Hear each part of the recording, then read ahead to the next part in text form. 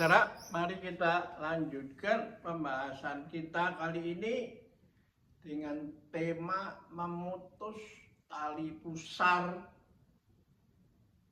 psikologis. Jadi dalam Tai Chi pembukaan kita kan sudah kasih narasi tentang bagaimana kita sudah bertai chi saat di dalam kandungan ibu selama 9 bulan. Toh. Pada saat itu lalu kita lahir, ya. Paru-paru mengembang seperti parasit, ya. Dan pada saat itu juga tali pusar fisik dipotong kan oleh dokter, ya. Jadi itu sebenarnya cikal bakal bahwa orang harus, si bayi ini bahwa harus bisa mandiri, hidup sendiri, toh, besar menjadi dewasa. Nah, physically bisa aja terjadi, ya toh, begitu, tapi psychologically keterikatan kita dengan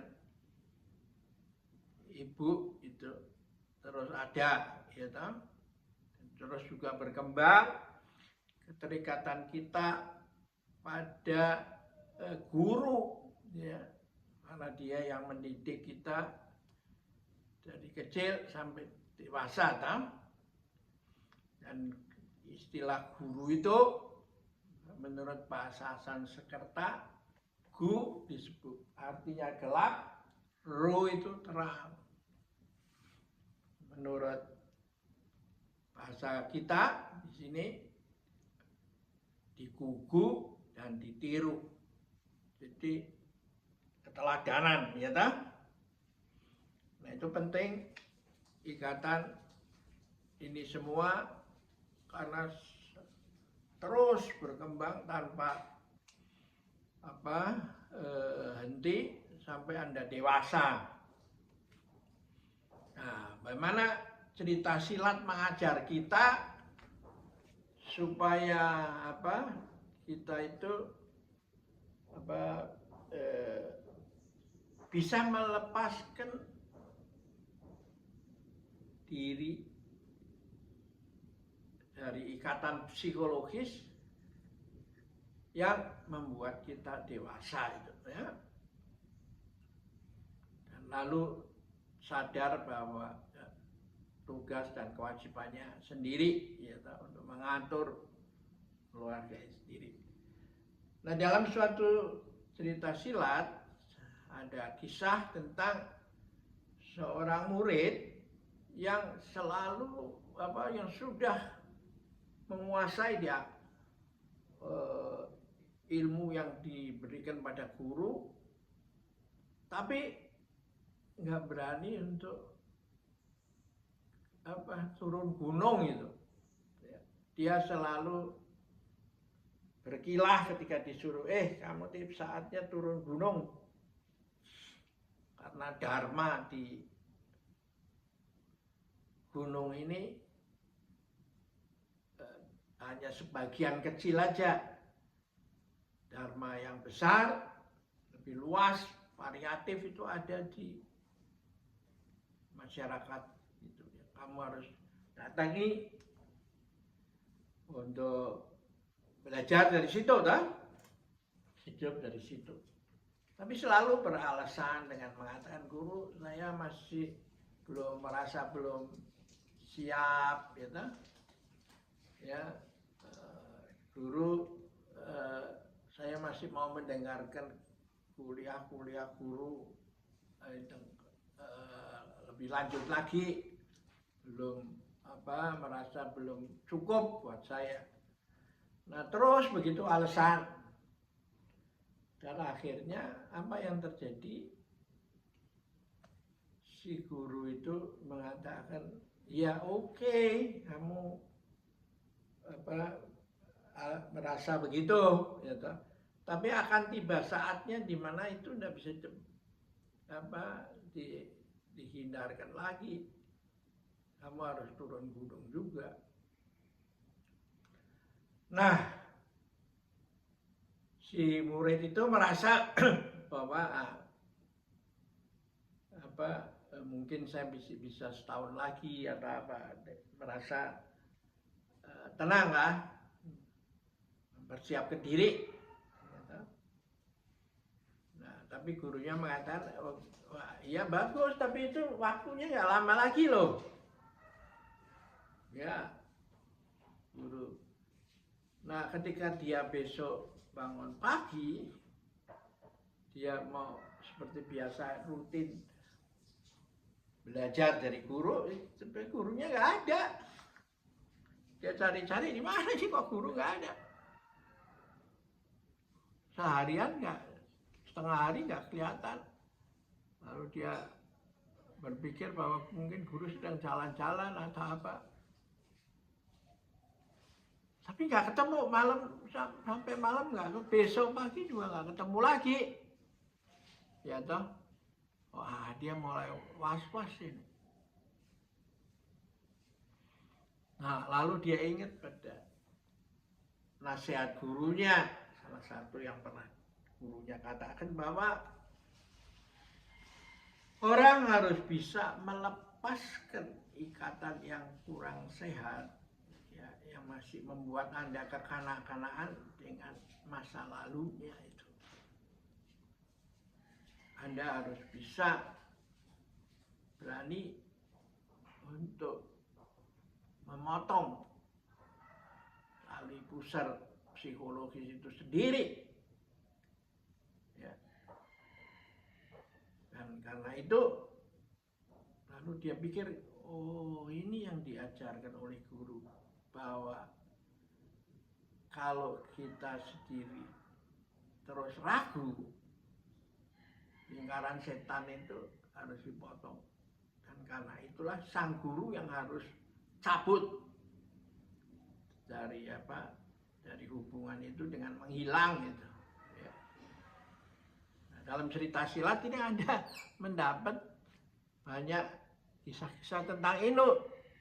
Jadi murid bukan dijadikan masa pendukung yang mikul gotong-gotong gurunya kemana-mana, tapi gurunya yang hilang.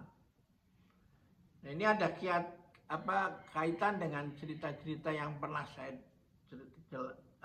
dalam cerita silat itu, bahwa bagaimana Mestakung itu, semesta mendukung itu. Dalam cerita silat itu, karena tidak mau melihat bahwa peranan semesta mendukung itu tidak kelihatan, tapi terus bekerja, maka dia menyebutnya itu sebagai jodoh itu. Katakan kalau memang jodoh, maka meskipun jaraknya ribuan li, Anda akan ketemu juga, seperti asam di gunung sama ikan di laut ya. Tapi kalau nggak jodoh, maka meskipun selisipan, Anda nggak menengok itu. Nah itu yang disebut Mestakung menurut ancient wisdom ya, timur ini. Ya, karena itu pada saat muridnya matang, entah kemana, tiba-tiba ketemu by accident, seolah-olah gurunya datang itu. Seperti seolah-olah by accident, ketika bunga itu mekar, datanglah kumbang ya. Ya. Semut atau apa, serangga melakukan perbuatan. Dan pas saat setelah mulai dia punya mission accomplished, terpenuhi, lalu dia pergi itu. Jadi dikatakan datang tanpa diundang dan pergi tanpa pamit itu. Nah itulah maka di dalam cerita silat itu, ketika semua sudah matang, gurunya merasa matang, ini murid, lalu kalau dengan omongan aja tidak cukup, kecuali dengan tindakan gitu. Nah, gurunya menyuruh muridnya pergi ke pasar untuk membeli roti atau apa aja, arak atau apa, kalau dalam silat kan begitu dah. Dia pergi, nah ketika kembali ternyata gubuk tempat dia mengajar dan tinggal yang dibuat sementara itu sudah dibakar oleh sang guru itu. Jadi sang guru hilang, tidak tahu kemana. Nah itulah the Tao of itu, yang disebut Mestaku itu. Dimana kita punya pikiran itu tidak bisa menangkapnya itu kecuali Anda terlibat di dalam itu.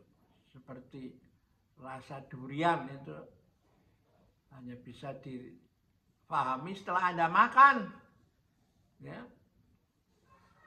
Tidak bisa dengan mengumpulkan literatur tentang rasa durian dari berbagai macam bacaan, toh. Ya. Jadi Anda itulah yang mengapa cerita silat itu menjadi menginspirasi untuk budi pekerti, ya. Nah, lalu si murid itu berteriak aha, dan dia ingat bahwa gurunya memang sudah memberikan sebagai simbol untuk meneruskan ilmu ini pada dia dengan memberikan pedang pusaka yang sudah ada di tangan dia itu. Dan lalu sabuk sebagai tanda dia menjadi penerus itu.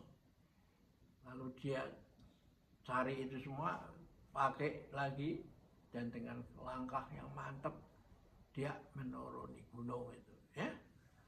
Oke, kita akhiri pertemuan di sini dulu, nanti kita lanjutkan lagi. Sampai ketemu.